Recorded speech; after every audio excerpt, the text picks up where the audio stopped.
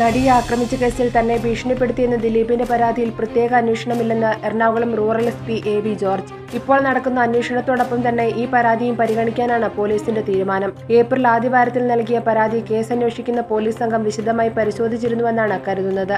ദിലീപിനെ പോലെ ഒരു സൂപ്പർ താരം പരാതി നൽകി 2 മാസമായിട്ടും തുടർ നടപടികൾ എടുക്കാത്തത് പരാതി പോലീസ് ഗൗരവമായി എടുക്കുന്നില്ലെന്നതിന്റെ സൂചനയാണെന്നാണ് കണക്കാക്കപ്പെടുന്നത്. അതേസമയം ദിലീപിന് കത്ത് കൈമാറിയ വിഷ്ണുവിനെ പോലീസ് കസ്റ്റഡിയിലെടുത്തിട്ടുണ്ടെന്നാണ് റിപ്പോർട്ട്. കേസിൽ വിഷ്ണുവുമായി വിശദമായി ചോദ്യം ചെയ്യാനാണ് പോലീസ് ഉദ്ദേശിക്കുന്നത്. ചെന്നൈയിലുള്ള നടൻ ദിലീപിനെയും മാനേജർ അപ്പുണ്ണിയെയും നടനും സംവിധായകനുമായ നാദിർ ഷായെയും കേസിൽ ചോദ്യം ചെയ്യും. ദിലീപിനുള്ള ഭീഷണി സന്ദേശം അപ്പുണ്ണിയുടെയും നാദിർ ഷായുടെയും ഫോണുകളിലേക്കാണ് വന്നതെന്നതിനാലാണ് ഇരുവരെയും ചോദ്യം ചെയ്യുന്നത്. ചെന്നൈയിലുള്ള ദിലീപ് തിരിച്ചെത്തിയാലുടൻ ചോദ്യം ചെയ്തേക്കുമെന്നാണ് സൂചന.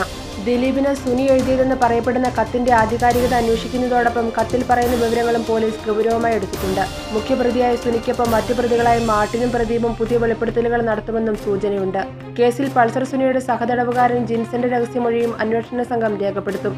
ഇതിന് എറണാകുളം CJM കോടതിയുടെ അനുമതി നേടിയിരുന്നു. പൾസർ സുനി ജയിലിൽ മൊബൈൽ ഫോൺ ഉപയോഗിച്ച് ഉന്നതരുമായി ബന്ധപ്പെട്ടെന്നായിരുന്നു ഇയാൾ പോലീസിൽ മൊഴി നൽകിയത്. പെരുമ്പാവൂർ പോലീസിന് ജിൻസൺ നൽകിയ മൊഴി കേസിൽ നിർണായകമായേക്കാമെന്നാണ് പോലീസ് നിഗമനം. അതിനാലാണ് രഹസ്യമൊഴി രേഖപ്പെടുത്താനുള്ള ശ്രമം പോലീസ് നടത്തിയത്. പ്രത്യേക അന്വേഷണ ഉദ്യോഗസ്ഥനായി പെരുമ്പാവൂർ CIയുടെ അപേക്ഷയിൽ എറണാകുളം CJM കോടതി ഈ മാസം 14-നാണ് അനുമതി നൽകിയത്. നെടുമ്പാശ്ശേരി പോലീസ് രജിസ്റ്റർ ചെയ്ത കേസിൽ പ്രതിയായാണ് ജിൻസൺ പൾസർ സുനിയുടെ സഹതടവുകാരനായി എത്തുന്നത്.